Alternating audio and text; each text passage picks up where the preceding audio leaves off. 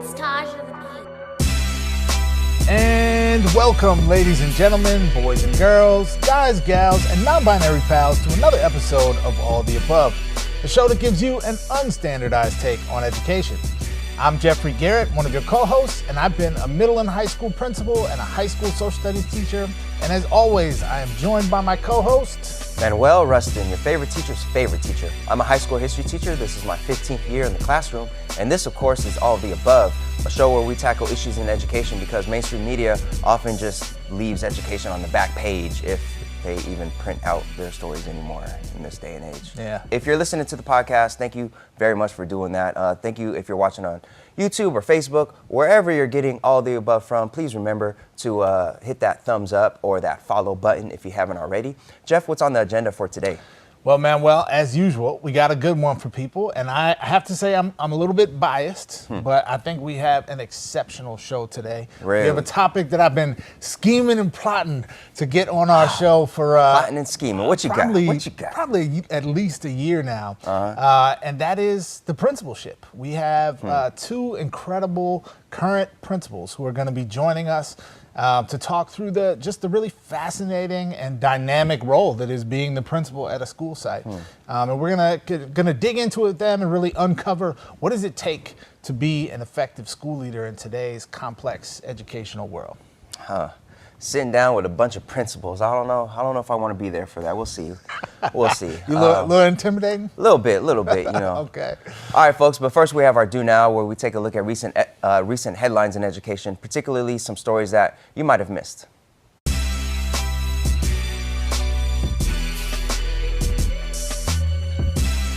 All right, folks, now it's time for the Do Now. Let's take a look at some recent headlines in education. Jeff, how are we going to do the Do Now today? Well, Manuel, today we got a roll call. We're going to see who's in the house on All the Above. All right. So, who we have in the house first? Well, first up, we got a couple of names I think our audience is going to recognize. We got Lori Laughlin and Felicity Huffman, a.k.a. Aunt Becky, and one of them desperate housewives. One of them. I don't watch Everybody knows Aunt Becky, so but I don't know the name of her. Yeah, I don't know. Just one among She was them. one of the. Yes. She was desperate housewife, presumably. So yes, I'm sure folks recognize those names being connected with this big, huge, crazy college admissions scandal that's happening. So the FBI and federal prosecutors have now leveled criminal charges against these two among 50 other defendants in this case. And what's interesting about this is that in a recent article, we have information about how California state legislatures are taking up the cause of preventing future abuses like this. And so what they are considering is a bunch of reforms that would do things like curb legacy admissions practices, which is giving preferential treatment to students who are the children of alumni of universities.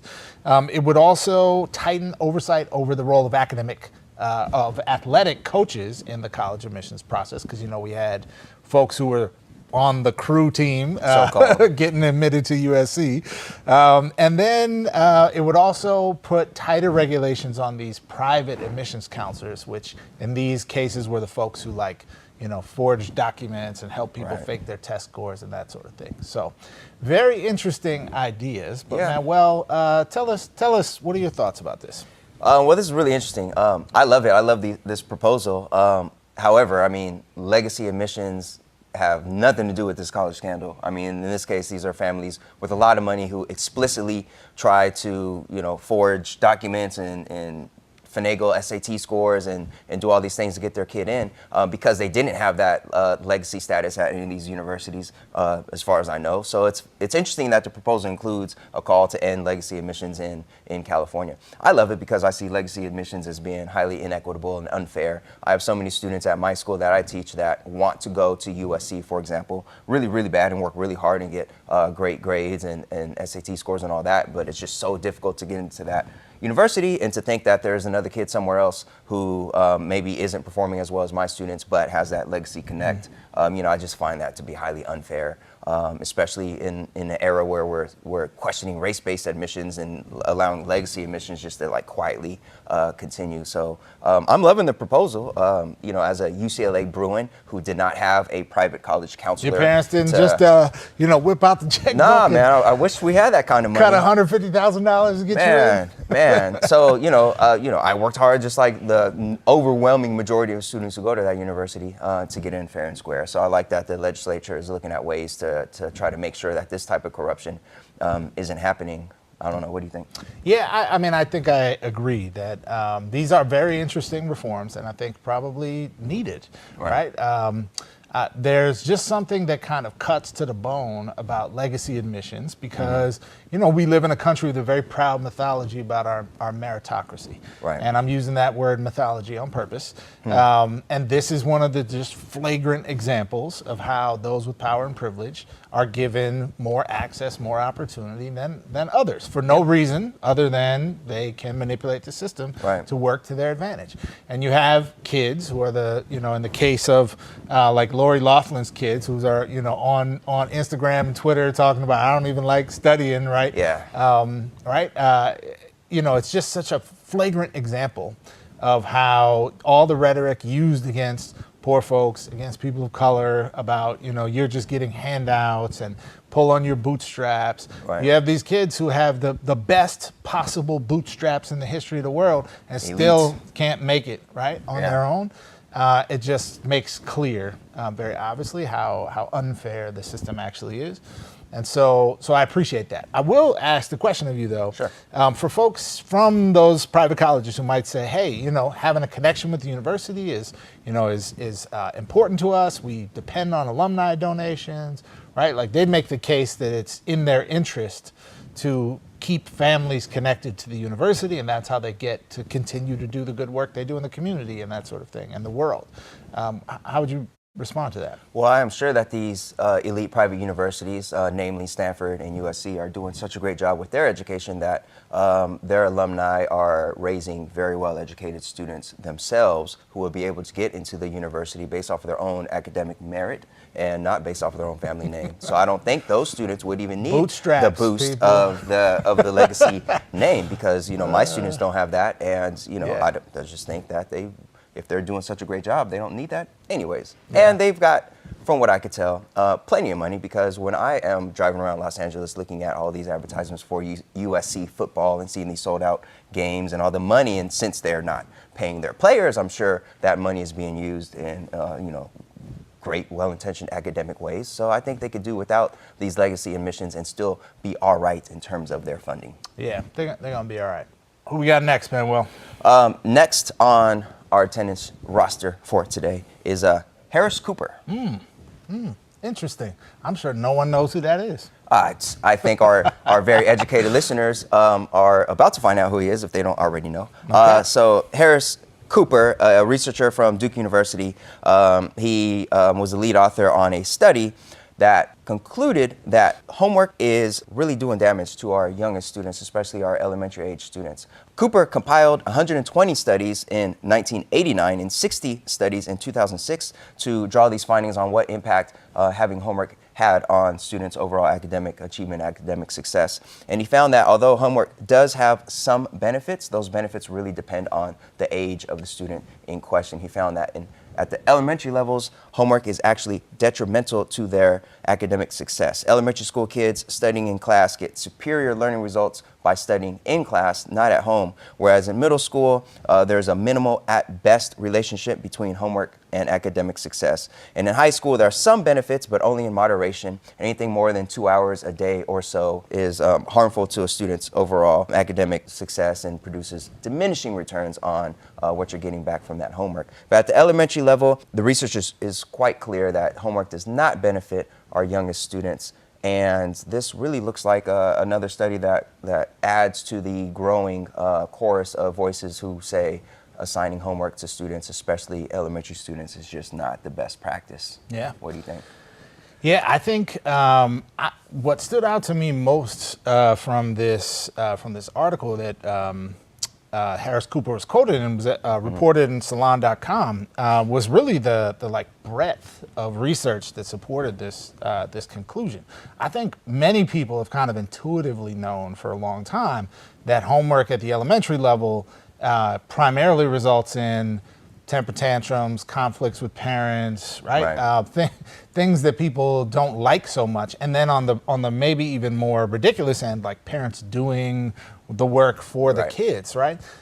So there's all kinds of reasons I think that that anecdotally these findings resonate, right?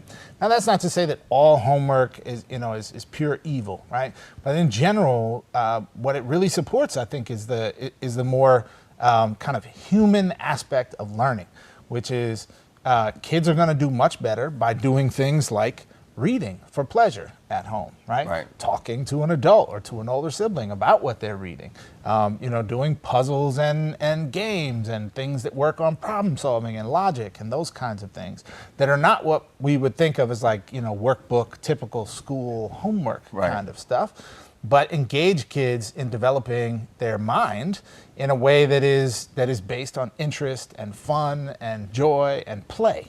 And we know that particularly for younger kids, that's when they develop, the kind of learning that we want from them, which is how to think and how to interact with other kinds of people. And so it's funny that it's taken these two meta studies worth of, hundreds of hours of various PhD students and researchers' time and money and energy to tell us what we probably should have already intuitively known, which is like, stop giving all these first graders like tons and tons of homework, right? Yeah, stop stripping them of the joy that comes from actually reading something that you're interested in and forcing a student to go home with some stuff that he or she doesn't want to do, and then they're fighting, like you said, bickering with their parents about getting it done so they could get on to what they want to do with their time.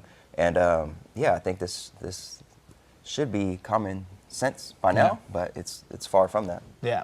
One thing that the article didn't touch on, but was a question in my mind, and I don't have the data to back this up, but I'm just telling you from my experience, I wouldn't be surprised if this were the case, that this phenomenon of homework with elementary school kids is very prevalent in low-income schools and in communities serving students of color. And there's a much more like wealthier demographic in this country where the parents have organized and pushed back against homework for younger students, in particularly the early elementary grades. And I haven't seen as much organizing in that way in communities of color. And so I worry a bit because one of the findings here was about elementary kids who get homework developing negative attitudes about school, and I would imagine along with that developing negative conceptions of themselves as students, right? And are we, I'm not saying this is a grand conspiracy, but is one of the byproducts of this reality that we are further discouraging engagement in school from students who are already the most marginalized and at risk in our larger system. I mean, I'm sure our listeners who are elementary educators could tell you that they've had third or fourth or fifth graders who already just see school as just the worst thing, who've already been beaten down by the system. And part of that is, these draconian homework policies that still exist in some classrooms across the country. So, yeah, we definitely got to do better. Draconian. Good vocabulary on all today. I try. All right, folks, so up next is our seminar segment, which will be about the principalship. I'm actually not going to be in attendance for that segment, not because I have a problem with principals. They're okay or whatever. But whatever. Okay. Or, yeah, I see whatever. how it is. But our show is going to be in good hands. Jeff is going to hold it down for us. All right, so stay tuned for that.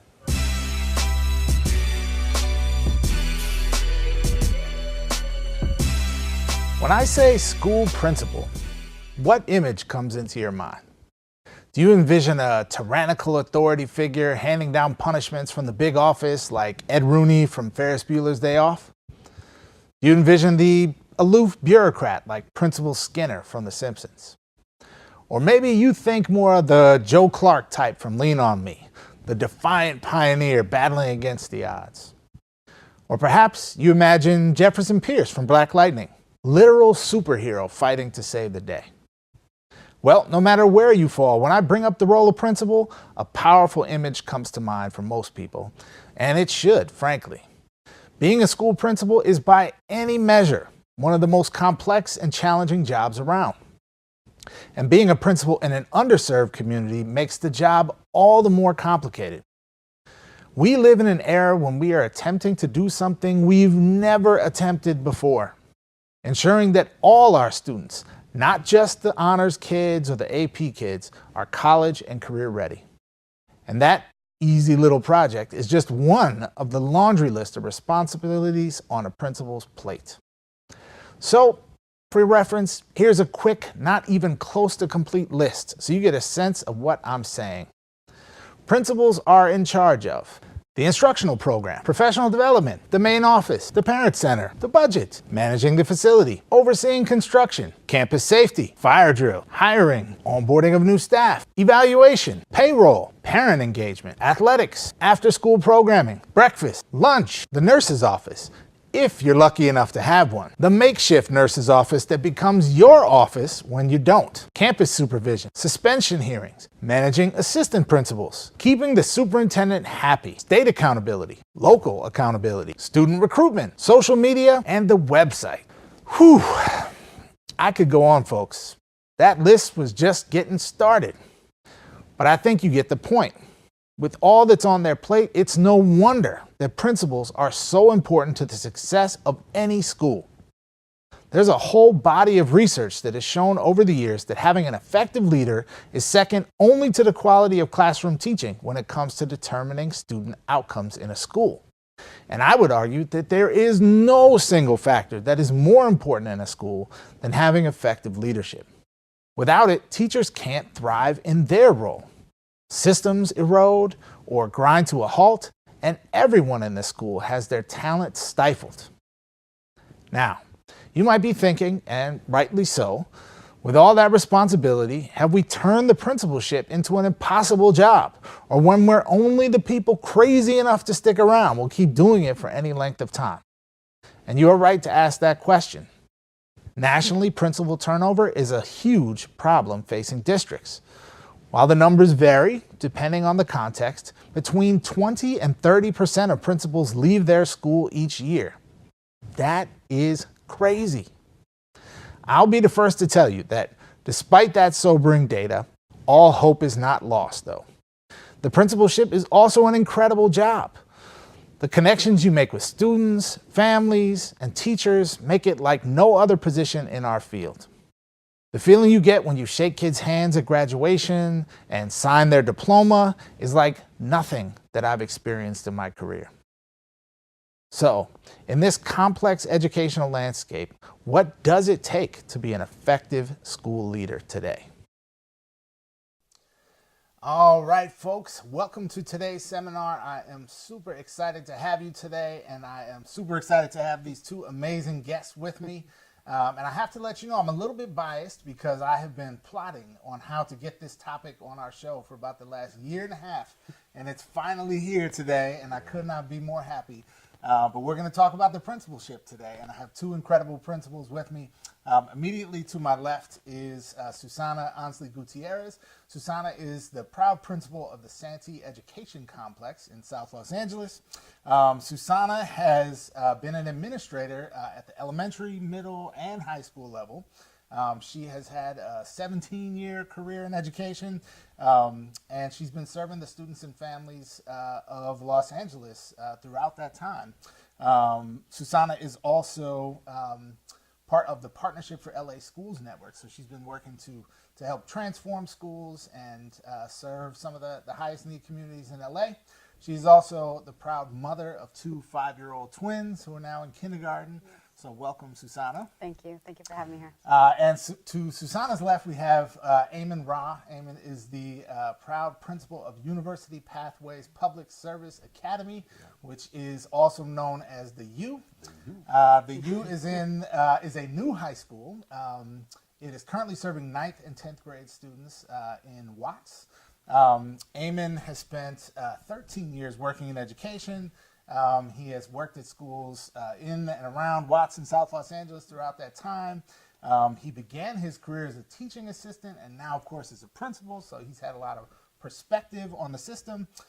He was born and raised in Compton, proud graduate of Cal State Dominguez Hills. Yes, And welcome, Eamon and Ron, to the show. Thank you for having me. All right, so we're going to dig in. The principalship, I think, is a topic that I'm super excited to talk about because I think everybody has like memories of of what the principal was and who the principal was in their school, and they can vary a lot. It can be like the person in a suit in the office that no one talked to. It can be someone who they found really inspiring. But principals are just so important in the life and the functioning of a school. And so I would love to start off with throwing out the question, what does effective leadership in this day and age actually look like? And maybe Susanna, we'll start with you. Yeah. I think there's been a real shift in how we look at principals and what we expect principals to be able to do and produce. So I believe that years ago, you really looked for a person who really understood operations, facilities, really could build systems, right? And now a principal has to have a really deep knowledge of instruction and curriculum, really needs to understand how to professionally develop the educators on their campus. And then aside from that, really being able to build equity at a school, really understanding social justice and how to develop a positive environment and culture for everyone within the school community. So I think in that way, there's been a really huge change in what is expected of a principal. Yeah. Nice. I agree with all of that. I also feel a leader needs to be a game changer, especially in today's day and age with social media, with currently our political climate. I think having an understanding of a vision and the principalship being somewhat of an entrepreneur type of position now in the way things have changed, you must also be self-aware. I think that's really important for principals in today's age, is to really be self-aware of your strengths and your areas of weakness and leverage your strengths. And if you're going to grow, supplement it until you grow in that area for the areas of your areas of growth. So I really think that you really must have a set vision and be able to be diplomatic too, because the principal seat is a very diplomatic position. You have to be savvy with your vision, give, don't take, and then give. And it's just like, it's just a really, it's a balancing act in today's age. So I think you really have to be someone who's willing to push to the edge when it comes to being innovative, creative, and have a mindset that's geared or focused on student achievement. I think sometimes you can get, or the traditional can get so set in operations and systems of operations where like you really need to focus on like creating creativity for student achievement right now, which is very important for our day and age. Yeah.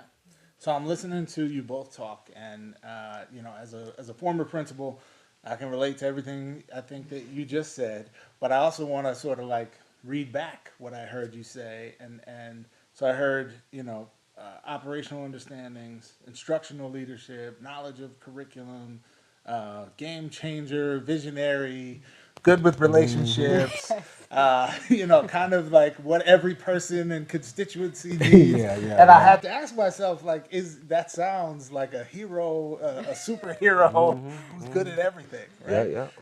And I think on some level there's maybe some truth to that, but on another level, like, is that, have we created an impossible job for people?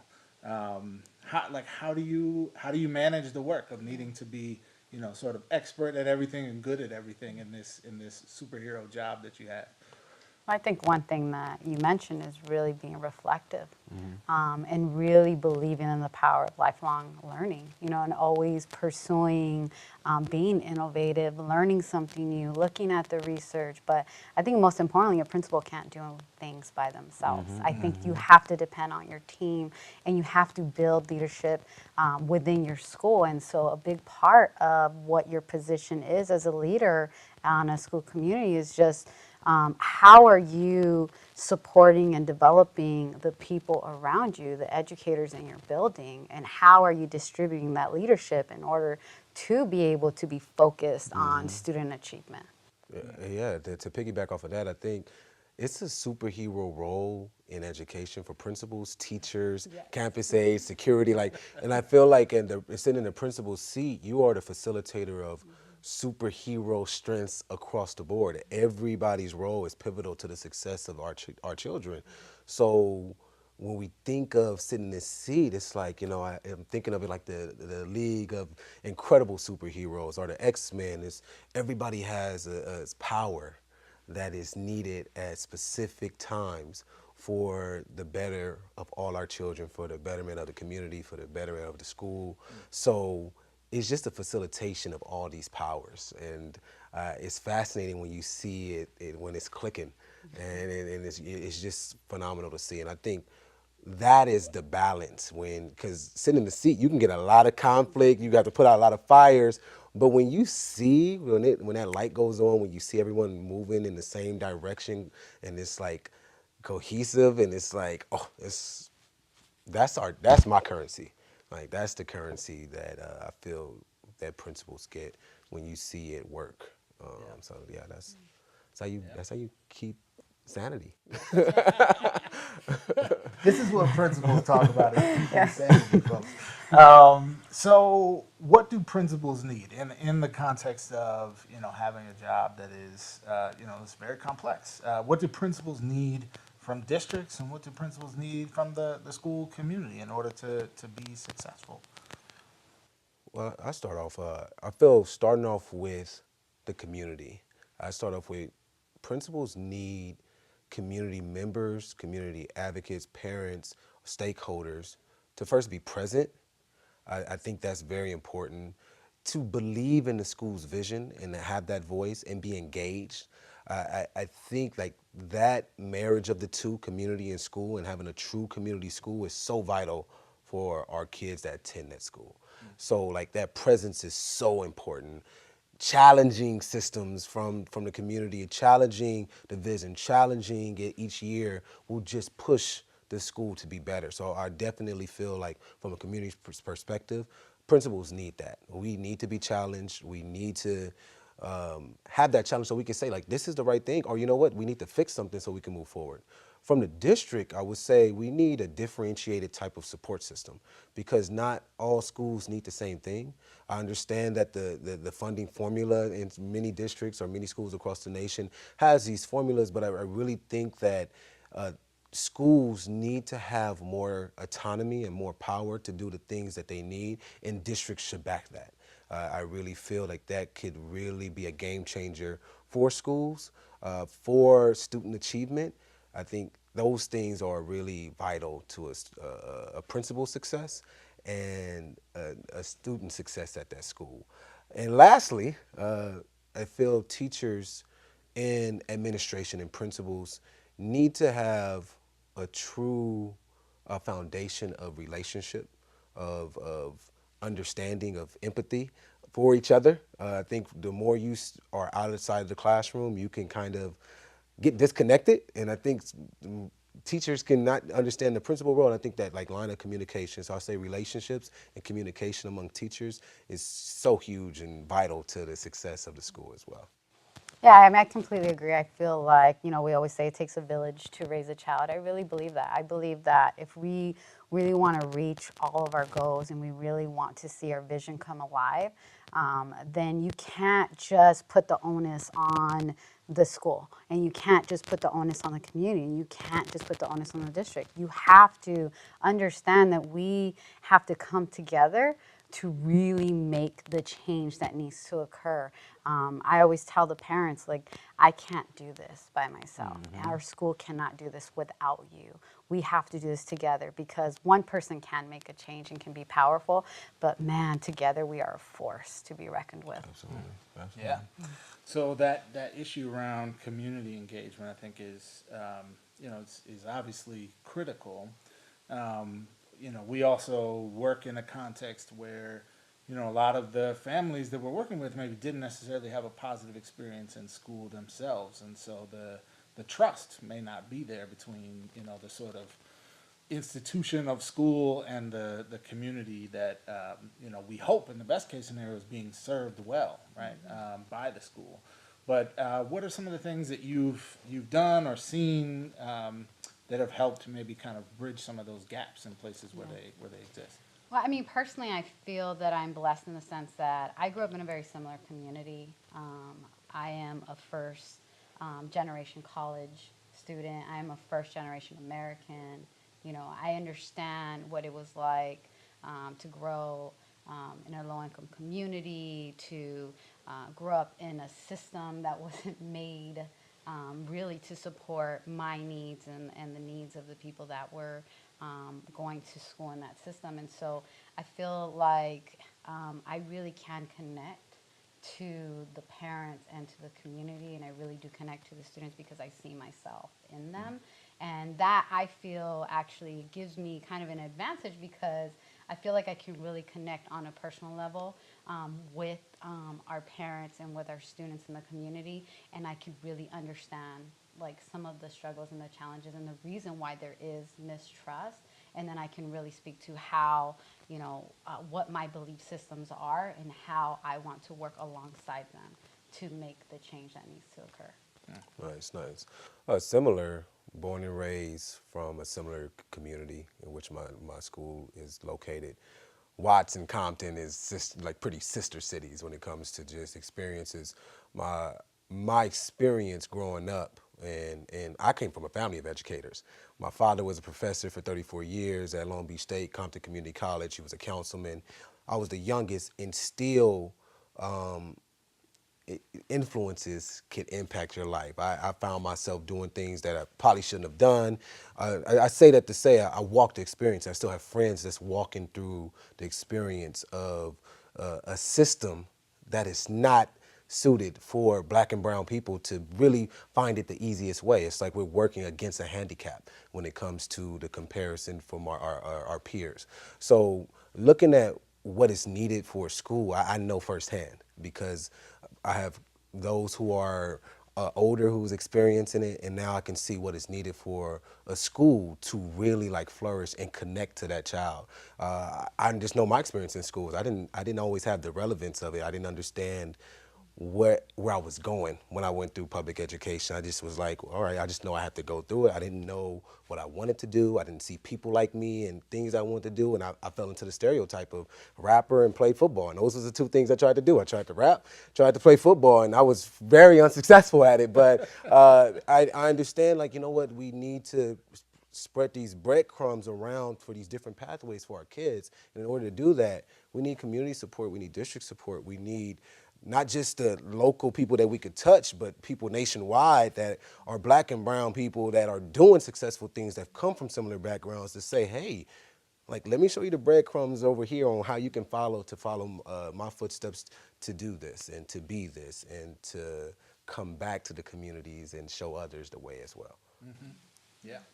So I think we've touched on kind of the like district principal, school community principal dynamics and relationship. I also want to expand that to also talk about the teacher principal relationship. So unfortunately, we're not joined today by our co-host Manuel Rustin, who's is with his ailing father today. So we're sending our love to Manuel and his family.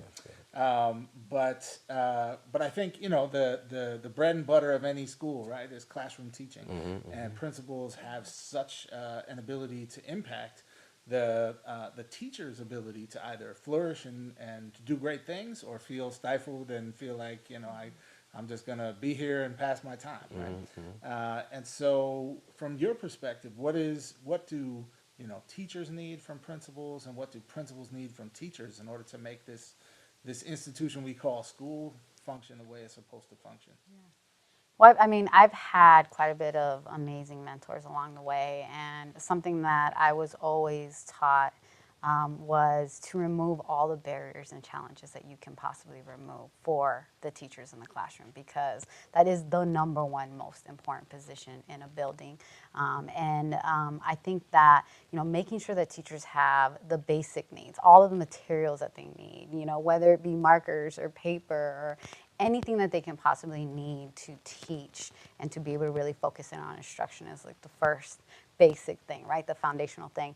And then being able to really like show your appreciation for everything that they do. They are so absolutely so dedicated, and I don't believe that they get the respect in society that they really deserve. I mean, we have teachers who work around the clock, who are passionate, who do everything they possibly can for our students, and so you as a leader in the building need to really show your appreciation, your dedication to them as well, but also to be able to compensate them for their time, build systems so that they have time to work together and plan together, develop systems so that they're able to share best practices, to really show their expertise, utilizing their expertise and recognizing that they are experts in the field.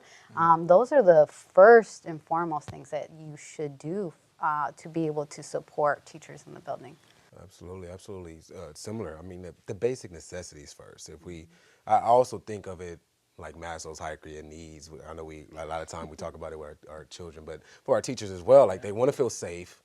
They need their psychological needs met. They need their physical needs. They need all these different things met. So I know like things that we do at the U to try to make sure that we have a good relationship. And so our results as principals, we want the best for kids. We want our teachers. It's the micro unit of change. So in order to really get to our students, we have to get to our teachers, and the teachers will get to the students. So we offer things like a semester, quarterly yoga. So we do yoga for just mental health, just amongst our staff, just to try to build just systems of just healthy living. Because if you are decompressed, our mission is like, our vision is you will be more successful in the classroom. So we do that outside of the realms for a PD session. We also, I feel teachers need those who are outside the classroom to be empathetic and to really understand that, it's tough to teach 120, 300 or whatever the amount of kids every day, right? And it's sometimes, if a teacher have a bad period, like, hey, it happens, we're human, right? And it's like, how do we get them to be vulnerable? And I think at that time it's being vulnerable as a leader too, of saying like, we're not perfect. We have good and bad days, and have that line of communication, and it opens up more trust, and it opens up the opportunity for a continuous improvement type of culture if you are vulnerable and if you are meeting the basic necessities. And I feel, and really compensate your teachers, pay them, especially the teachers that's going over and beyond. If you're a leader or if you're someone over a budget, is, hey, even if they don't, because those teachers who are really, they're not going to come and ask you for anything. They're going to do it just because that's what they love. And I think in the years before I became principal, I know it was, well, that's what you're supposed to do. That's what you're supposed to do. It's like, you know what? I'm going to pay you, and I'm going to give you some money, and that is what we're going to do at my school, and we're going to compensate you for the time, and we want you to continue to do that. So I think those are some things teachers need. I think there's another level of that too. So for me, it's like those basic needs, right? Compensating time, appreciating what they're doing, right? And then the other side of it is, being transparent, having an open line of communication, making sure that decisions are not coming from top down, making sure that we're working as a team, and that everything we do, we're constructing, we're developing, and we're maintaining together, and recognizing, again, going back to, you have so many experts in your building, right? And so being able to trust in them to also, be able to be innovative, share their ideas, their best practices, and give them the opportunity to really take leadership within your building, and to develop them so that they can, if they strive to be one day also be leaders on a campus as well. So, Yeah. And if I can throw in one last thing, I'm sorry. Sure.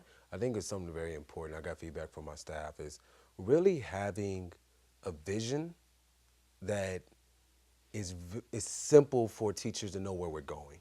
Like, I think many a times as teachers, and when I was a teacher, I was teaching, and it was qualitative. It was like, I felt at the end of the year, I felt like, it was a good year. But I think like having something that's really tangible for teachers to know, this is where we're going. Like, this is having a primary metric. I think it really helps teachers, because we know in secondary, you have science and you have histories, you have these one-off courses, and it's like, well, where are we going? Where are we going? I think helping with the mission and vision of any kind of goals is set, I think is really important to support teachers with as well. Yeah. So what don't people know about the job of being a principal that you wish they did know? Everyone's got an opinion about education and school and what they need to do in these schools with these kids. But what don't people know about being a principal that they should know? It's amazing how much I realize people don't know about the position, right? It's a really complex position. Like even just when I'm talking to my sisters and I'm telling them, yeah, I got caught up because I had to meet with a contractor about a facilities project that we're doing. What, you do that? Or oh yeah, I have to wait because I have to make sure that I approve payroll. Like a principal does that, or oh, I'm co-teaching today. Like people just assume that the principalship is almost a figurehead sometimes. Aren't you just ruling from on high? Yes. Stamping things approved Yes, in your yes. office? That's not the job? Yeah, but the job is really complex, and I wish people would understand that we really do work alongside everyone in the building and really are trying to make sure that the vision comes alive. And just that, I know what drives me is our kids, first and foremost. And so the love I have for kids and for education, I wish people really knew that is what, for me, just defines what principal is. Yeah, I mean, it's my second year as principal in the principalship, and it's so much, from overseeing construction to payroll.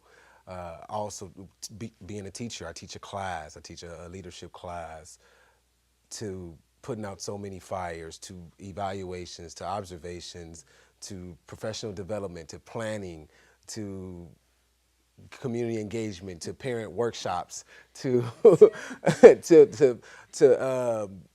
so much. It's so much. I think it's fascinating that that people or inquire about how much. I think that's also just a respect of the position. But it's so much, and then being a public figure for the community, to be at community events, on just to show face, just to say, hey, the representation of the school is there. It's a heavy load for any individual to take upon, but it's a lot. And then the amount of emails you get from just that. Can I just say emails? I think that could just be it. You just say emails. Like once you don't let it be like some Wi-Fi go off for an hour. It's so that alone could be something. Most definitely. Yeah. So what's the most fun thing about being a principal? What do you enjoy the most? I'm in a really unique spot. I'm the founding principal of a school from a community in which I've come from, and I think that's anybody who's really sat in a seat, or everybody I've come across, to have, that's like a dream come true, to open your own school, to have the semester to talk about the mission, the vision, and it's like on you. And it's a different type of position than a turnaround or a sustained position. It's like you're building from literally scratch.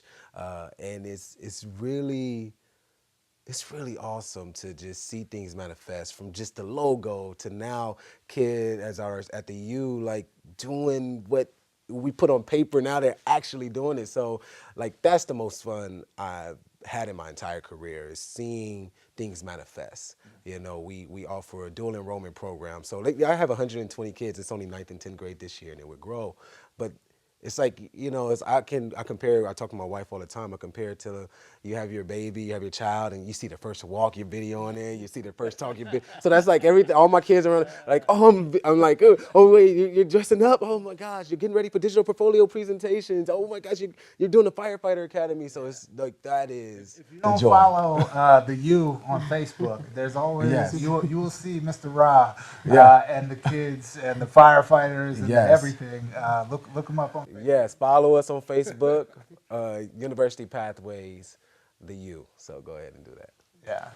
I think for me it's everything from, like the major things, like being able to put medals on our honor award students, or on our football team when they win the championship, or all these amazing things that you get to celebrate with them. Being able to announce on college decision day, and most powerful, being able to shake their hand when they receive their diploma at the end of the school year.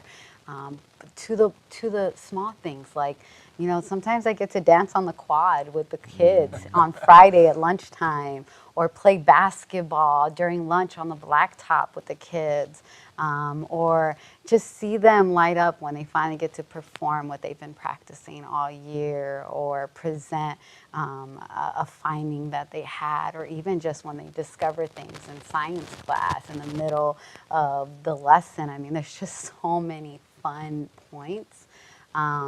As a principal, you get to be the lead in so many things, and you get to be the person that gets to be at every celebration and every just positive moment that happens on your campus. And so I think there's just so many things that are extremely rewarding in the position. Yeah. Well, folks, unfortunately, we have come to the end of our conversation. I could probably talk to these two for a week straight, but I really do want to thank our guests today, Eamon Robb, principal at the University Pathways Public Service Academy in Watts, and Susana Ansley Gutierrez, who's proud principal of the Santee Education Complex. Go Falcons. Go Falcons, the largest and number one choice for students in South LA.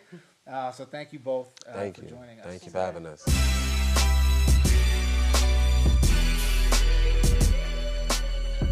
All right, Jeff, I see that you held it down without me.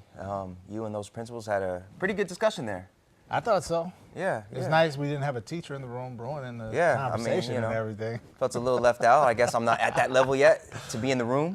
Come such on, distinguished. man. You know I would have been better with you there. We missed you. Well, I appreciate that. All right, people. Now it's time for our class dismissed segment. We want to give a really, really sincere, heartfelt shout out.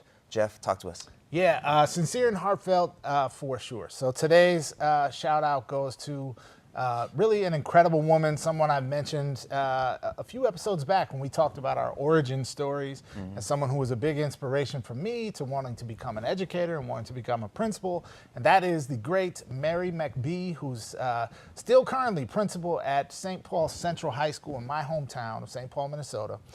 She is finishing her 26th, that's 20 with a 6 after it, year as principal of Central. She has been called on local TV, the most well-known, most famous principal in the state of Minnesota.